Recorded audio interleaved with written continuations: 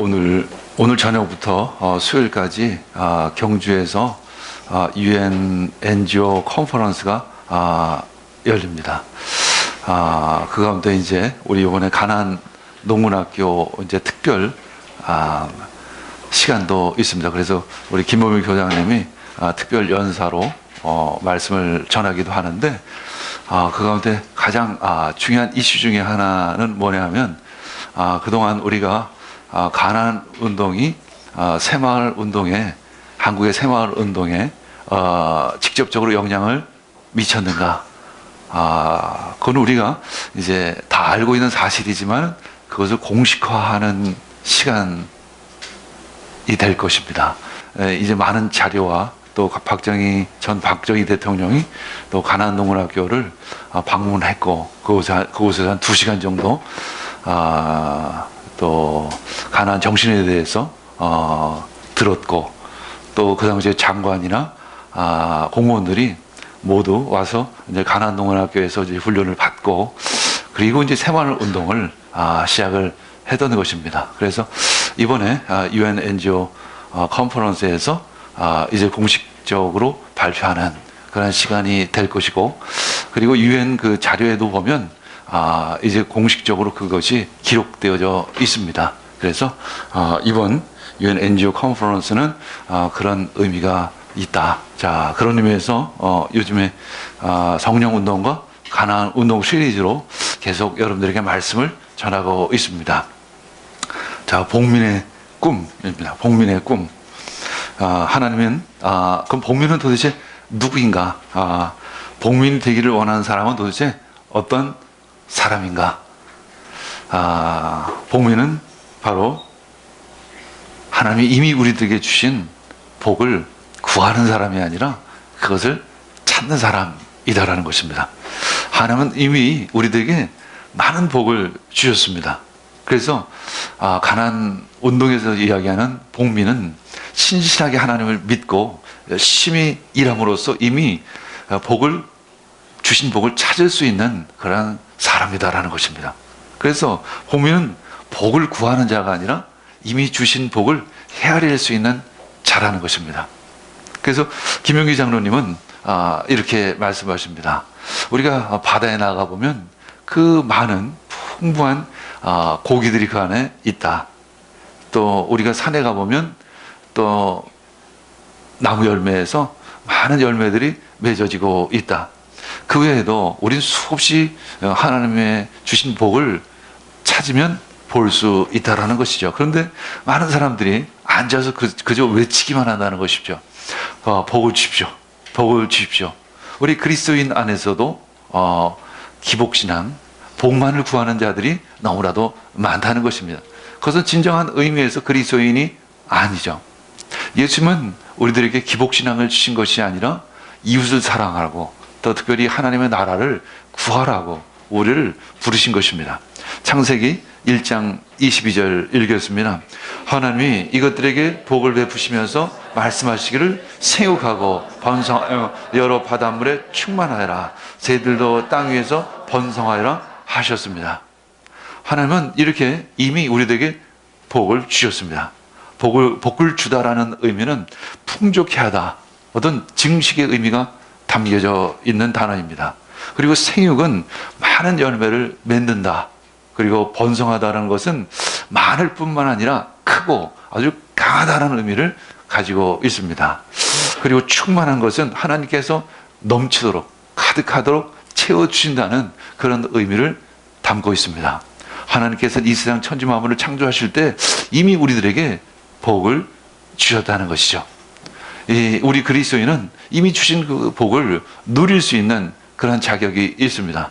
그러나 우리가 복을 누린 자로 머물러서는 안 되죠.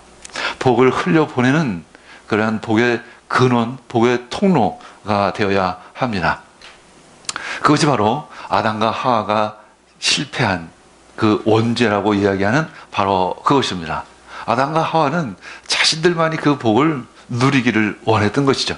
자신만을 위한 복이 될 때 그것은 일종의 우상이 되어지는 것입니다. 그것은 또한 선악과를 따먹는 결과가 되어지는 것이고, 그것은 또한 하나님의 말씀을 어기는 일이 되어지는 것입니다. 그래서 하나님께서 우리에게 끊임없이 말씀하시죠. 우상을 섬기지 말라. 자, 아담과 하와가 살고 있는 땅은 참 낙원과 같은 에덴이었습니다.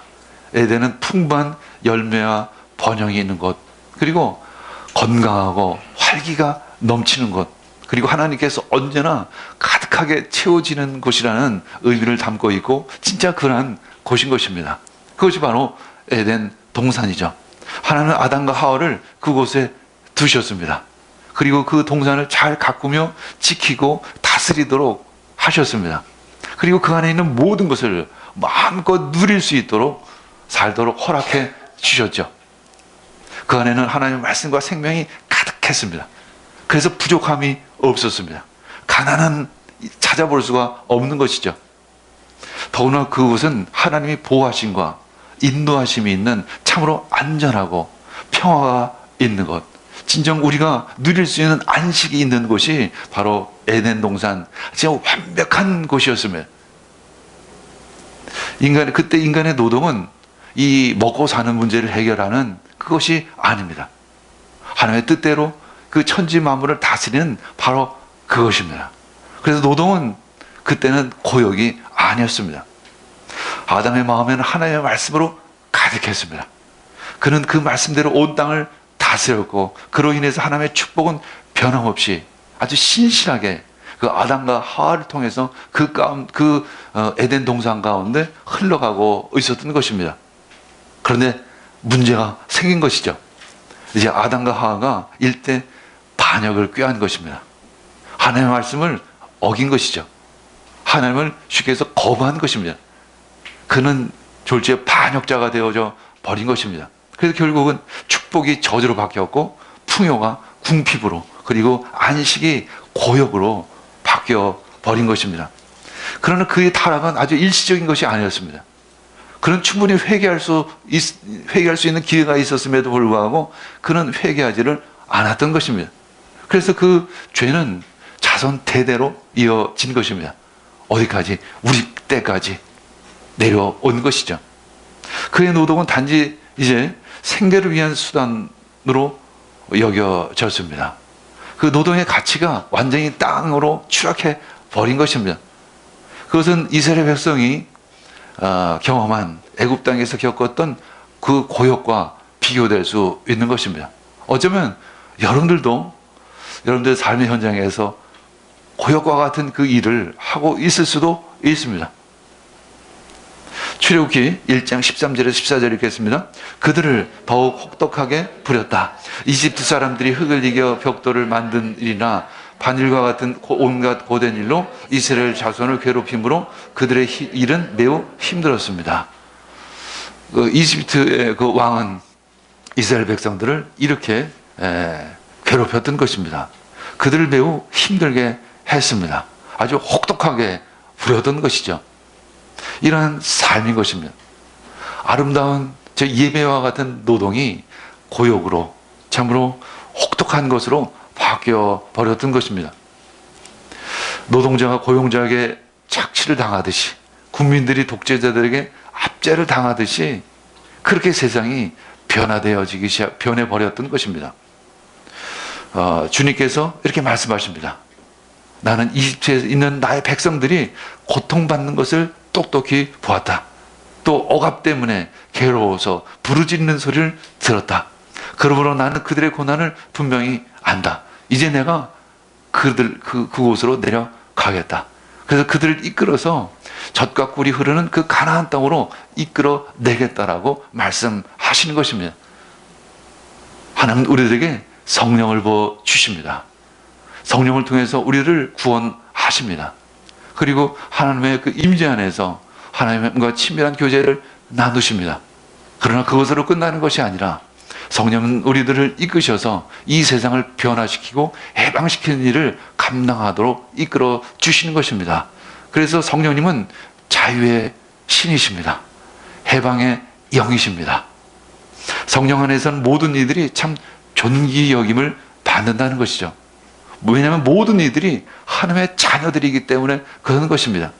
편견과 차별 그리고 억압이 있을 수가 없는 것입니다. 누가복음 4장 18절에서 19절 읽겠습니다. 주님의 영이 내게 내리셨다. 주님께서 내게 기름을 부으셔서 가난한 사람의 기쁜 소식을 전하게 하셨다. 주님께서 나를 보내셔서 포로된 사람에게 해방을 선포하고 눈먼 사람들에게 눈뜸을 선포하고 억눌린 사람들을 풀어주고 주님의 은혜의 해를 선포하게 하셨습니다.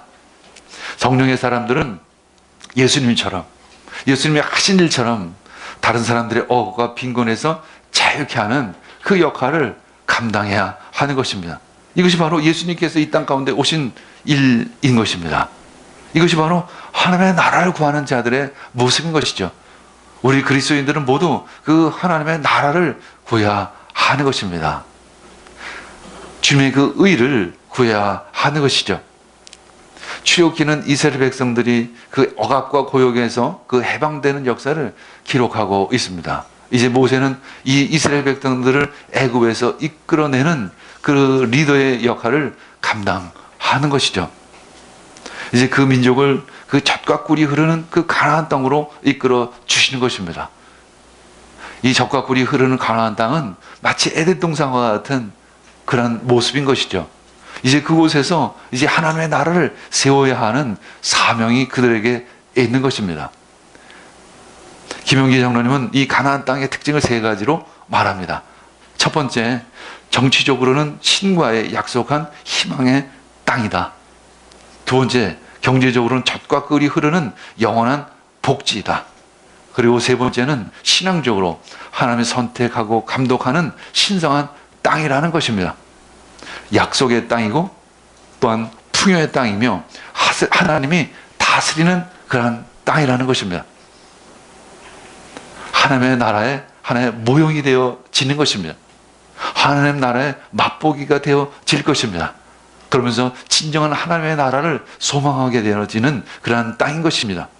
그것은 에덴 땅의 회복이고 하나님의 나라를 미리 맛보는 그러한 시간이, 그러한 공간이, 그러한 장소가 될 것입니다. 이제 그곳을 가는 여정이 쉽지는 않았습니다. 40년간 모세는 그 광야에서 이스라엘 백성들을 이끌어야만 했죠. 그 시간 동안에 이스라엘 백성은 온갖 불평과 불만도 많이 했었습니다.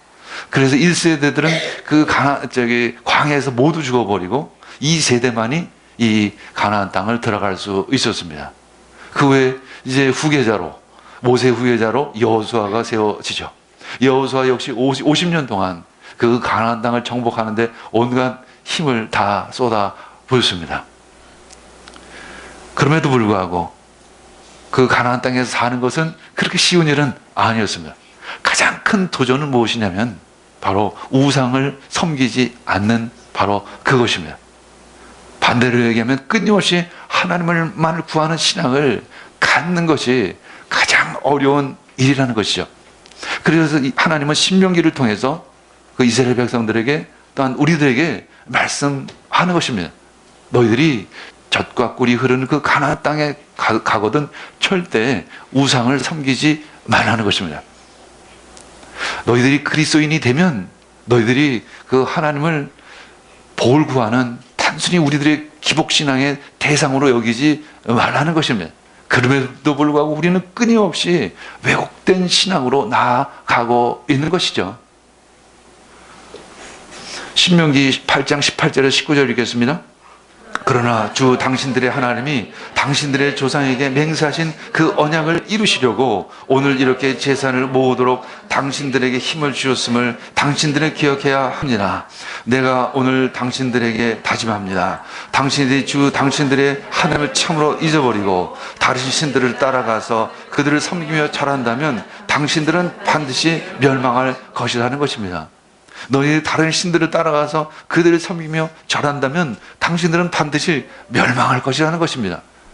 우리 한국교회가 이 부흥을 멈추고 지금 쇠락하고 있는 이유가 무엇일까? 말로만 하나님을 섬기고 있다라는 것입니다. 진정 참 의미에서 하나님 말씀대로 순종하는 사람이 많지를 않다는 것이죠. 그래서 교회가 힘이 없고 교회가 능력이 없는 것입니다. 세상을 변화시킬 수 없는 것이죠. 그러나 가나안 정신에 이야기해서 얘기하는 복미는 돈을 도구로 보고 목적으로 여기지를 않는다는 것입니다. 마태복음 6장 31절 읽겠습니다. 그러므로 무엇을 먹을까, 무엇을 마실까, 무엇을 입을까 하고 걱정하지 말아라. 우리들의 삶의 목적은 돈에 있는 것이 아니라, 먹을 것에 있는 것이 아니라, 입는 옷에 있는 것이 아니라는 것입니다. 김용기 장로님 이렇게 이야기하십니다. 돈이란 그것을 알맞게 갖고 바로 쓰면 좋은 신분꾼이 되지만 지나치게 갖고 잘못 쓰면 그것이 오히려 상전이 될 것이다. 금고의 문지기가 비정하듯이 돈 많은 사람도 몰인정해진다. 그것은 여러분들이 친척집에 가보면 잘 알 것이라는 것입니다. 돈 많은 친척집에 가면 종종 자주 혼례를 받게 되지만 또 가난한 그 친척집에 가면 오히려 대접을 받는다는 것이죠. 돈이 그만큼 무섭다는 것입니다. 돈 많은 집치고 형제들이 화목하게 잘 사는 집이 그렇게 많지는 않은 것과 같은 이치입니다. 잠언서 30장 8절 읽겠습니다.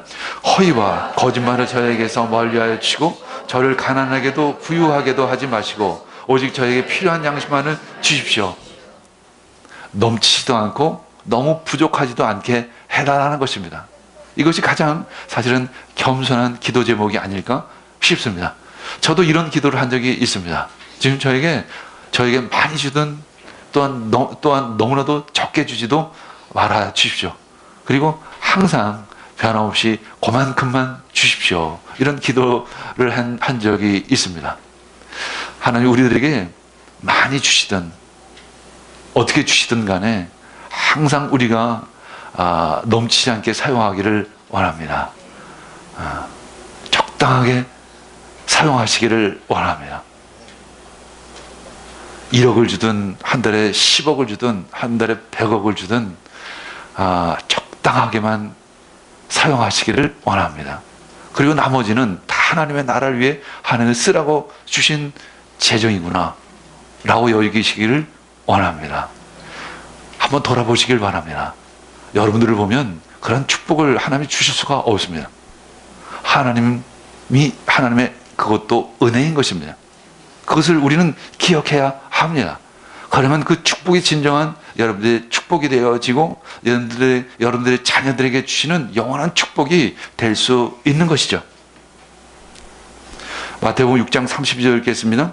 이 모든 것은 모두 이방 사람들이 구하는 것이요 너희 하늘 아버지께서는 이 모든 것이 너희에게 필요하다는 것을 아신다는 것입니다. 그 모든 것은 이 모든 것을 구하는 하나님 나라를 구하지 않고 자신의 필요만을 구하는 것은 모두 이방 사람들이 구하는 것이라는 것입니다. 그리스도인이 구할 수 있는 것이 아니라는 것이죠. 이미 하나님께서는 이것이 필요하다는 것을 다 알고 있다는 것입니다. 한마디로 그것이 필요 없다는 것이 아니라 하나님이 알고 계시다라는 것입니다. 우리가 구할 것은 먼저 하나님의 나라라는 것이죠. 그래서 복미는 돈을 위해 일하지 않고 하나님의 나라를 위해서 일하는 것입니다. 그래서 우리가 하는 일은 더 이상 고역이 아닙니다. 그것은 예배가 되어지는 것입니다. 그것은 거룩한 산지사가 되어지는 것이죠. 그 안에는 향기가 있습니다.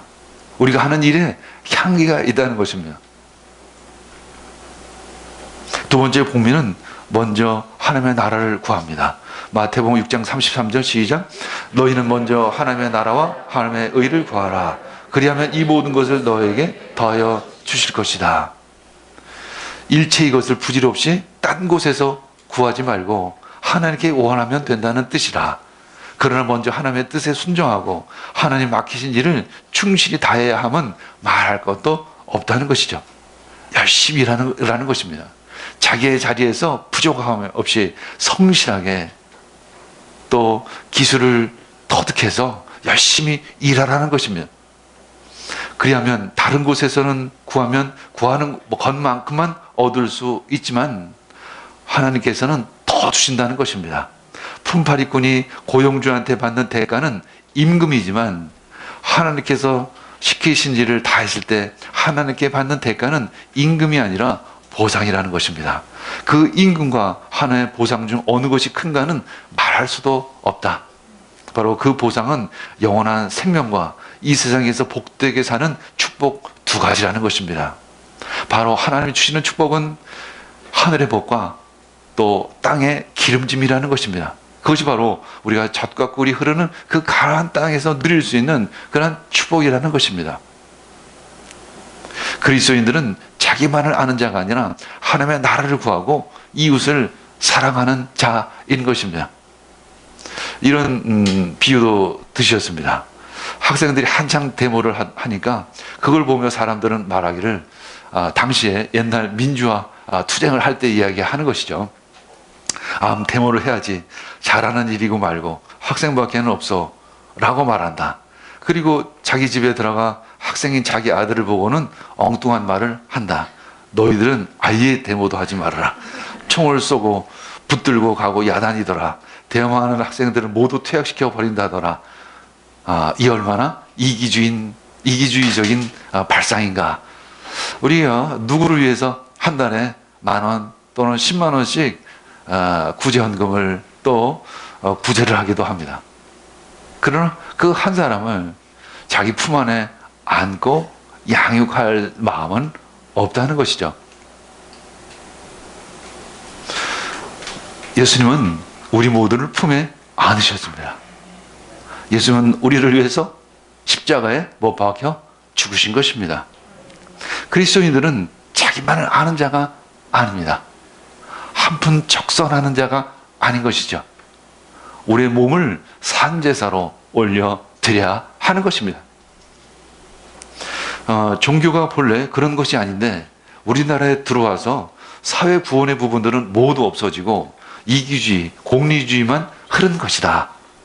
다른 종교는 내가 잘 모르지만 우리 기독교가 그렇게 된 데는 전적으로 교육자들에게 그 책임이 있다. 초창기에 무지한 신도들에게 복음을 전하다 보니까 불갑을, 설교나 기도를 개인의 기복 중심으로만 해오는 것이 그 첫째 원인이고, 교회에다 그 아성을 쌓아놓고 그 안에서 왕노릇 하자는 것이 두 번째 이유인 것이다. 하나님이 우리들을 구원하신 이유는 이 세상을 변화시키기 위해서 하나님이 우리를 구원하셨다는 것입니다. 우리들에게 성령의 충만함을 주신 것은 이 세상을 변화시키는 운동을 하라는 그런 뜻인 것입니다. 그래서 우리 성령의 충만함은 이 세상을 변혁시키는 그런 운동으로 나아가야 하는 것입니다. 그래서 우리들의 비전은 하나님의 나라야 하는 것입니다. 우리들의 성도의 삶의 목적은 바로 이웃 사랑이어야 하는 것이죠. 나 그리고 내 가정만을 사는 그 이기주의적인 그 그리스도인들은 더 이상 진정한 의미에서 그리스도인이 아닌 것입니다. 항상 이웃을 먼저 섬기고 이웃을 사랑하는 쪽으로 나가야 하는 것입니다. 그것이 바로 성경 말씀에 기록된 모든 말씀들의 근본, 바로 그것입니다. 또한 교회는 하나님 나라를 향한 징검다리와 같은 것입니다. 교회 부흥이 목적이 되어져서는 안 됩니다. 교회 성장만을 목표로 나아가서는 더더욱 안 되는 것이죠. 그것은 하나님 나라를 위한 것이야 하는 것이죠. 그때 교회는 세상을 다스리는 성도들을 양육시킬 수 있는 것입니다. 우리들이 헌금을 드릴 때, 또 시간을 들여서 봉사를 할 때 우리가 하나님 나라를 위해 이렇게 애쓰고 수고한다라는 그런 큰 사명, 그것을 생각해야 하는 것입니다. 우리가 복음을 전하며 황무지를 개척하는 이유는 바로 하나님 나라를 구하기 위한 것이다. 지금 우리가 가나안 복지를 세우려는 것은 하나님 나라의 맛보기이다. 이를 통해 우리는 하나님 나라를 더욱 꿈꾸는 것이다 라는 것입니다. 우리의 사역이나 봉사가 나의 성취가 아닌 것입니다. 그런데 많은 목회자나 때로 많은 선교사들이 나의 성취를 위해서 하는 경우가 때때로 있다는 것입니다. 그것은 나의 성취가 아니라 하나님의 뜻을 이루기 위한 우리는 도구인 것입니다.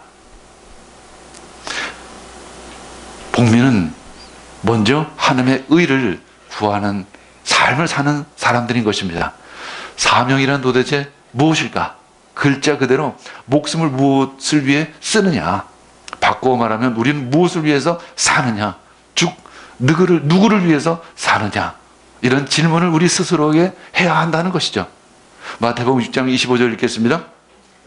그러므로 내가 너에게 말한다. 목숨을 부지하려고 무엇을 먹을까 또는 무엇을 마실까 걱정하지 말고 몸을 감싸려고 무엇을 입을까 걱정하지 말아라. 목숨이 음식보다 소중하지 아니하냐. 몸이 옷보다 소중하지 아니하냐. 우리는 성령의 인도함을 받아 매일 말씀 가운데 또 성령의 충만함 가운데 살아가고 있습니다. 우리 교회만큼 좀 예배 가운데 하나님의 임재를 경험할 수 있는 교회가 많지 않죠. 그러나 이 모든 것을 주신 축복은, 이 영적인 축복은 우리 스스로만 그냥 누리라고 주시는 것이 아닌 것입니다. 이것을 나눠야 하는 것이죠. 이것을 전해야 하는 것입니다. 우리가 하나님과 친밀한 교제를 나눌 때 우리는 하나님의 마음을 알게 되는 것입니다. 하나님의 마음이 도대체 지금 어디에 있느냐라는 것입니다. 하나님의 마음은 이 장소, 이곳에만 있는 것이 아니라 이 세상 가운데 계시다는 것입니다. 온 땅 가운데 하나님의 마음이, 하나님의 사랑이 전해지기를 원하신다는 것입니다. 그래서 마태복음 5장 6절 읽겠습니다.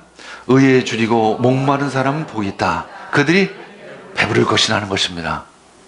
이 땅에 하나님의 의와 하나님의 사랑이 임하기를 간절히 애타게 기다리는 사람은 복이 있다는 것입니다. 그들은 배가 부를 것이라는 것이죠. 그래서 하나님은 정의의 영이십니다. 하나님은 성령을 우리들에게 보내주셔서 성령을 통해서 이 땅 가운데 정의가 세워지기를 원하시는 것입니다. 이사야서 11장 2절에서 3절 읽겠습니다. 주님의 영이 그에게 내려오신다. 지혜와 총명의 영, 모략과 권능의 영, 지식과 주님을 경외하게 하는 영이 그에게 내려오시니 그는 주님을 경외하는 것을 즐거움으로 삼는다. 그는 눈에 보이는 대로 판단하지 않으며 귀에 들리는 대로만 판결하지 않는다는 것입니다. 그래서 복민은 먼저 그것을, 하나님의 나라를 구하는 것입니다.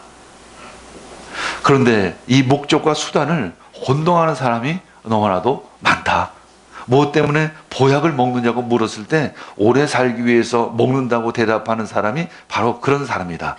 돈을 왜 버느냐고 물었을 때 잘 먹고 잘 살기 위해서 번다고 대답하는 사람이 바로 그런 사람이다.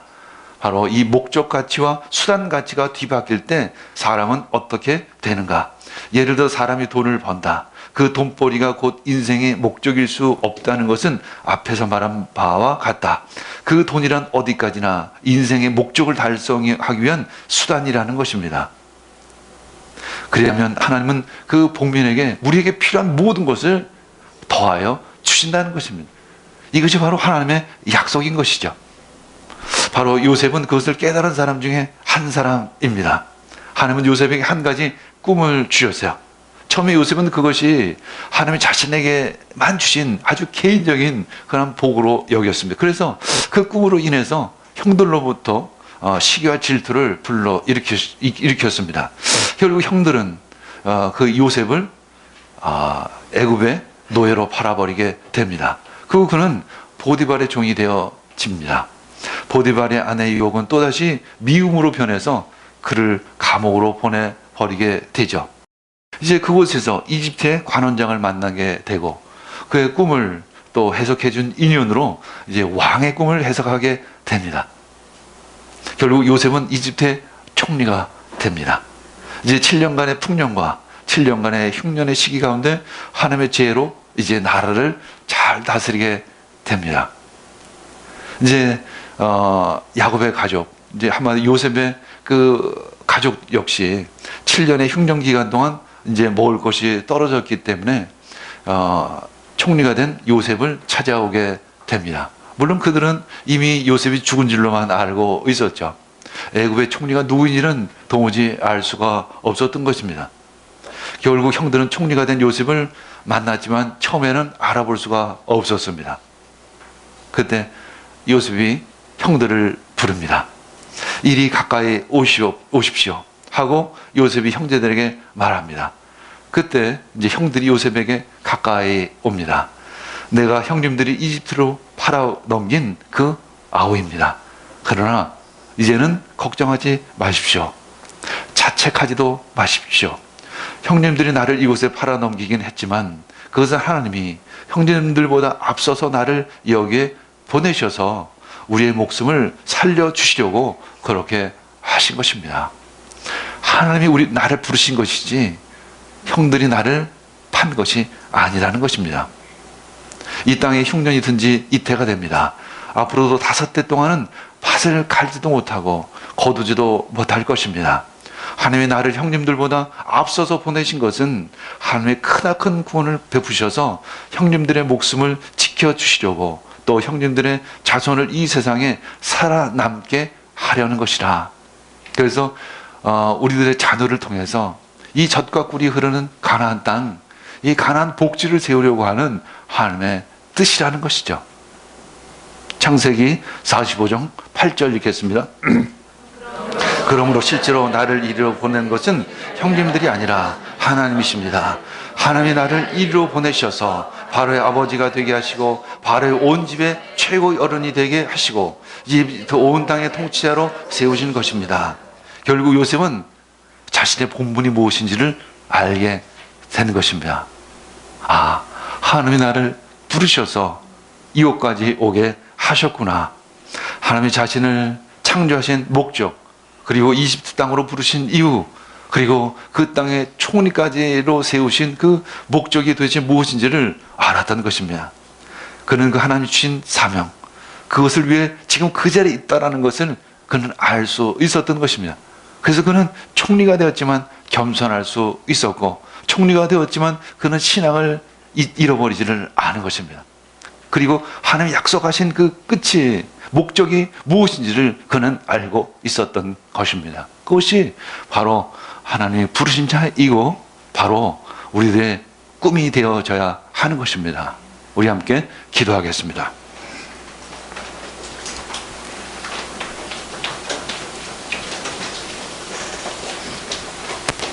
주님 감사합니다. 하나님께서 우리를 그 부르신 이유를 우리를 알기를 원합니다. 그 부르신 이유대로 우리 살아갈 수 있는 그런 본분을 알고 있는 그리스도인들이 되게 주시옵소서.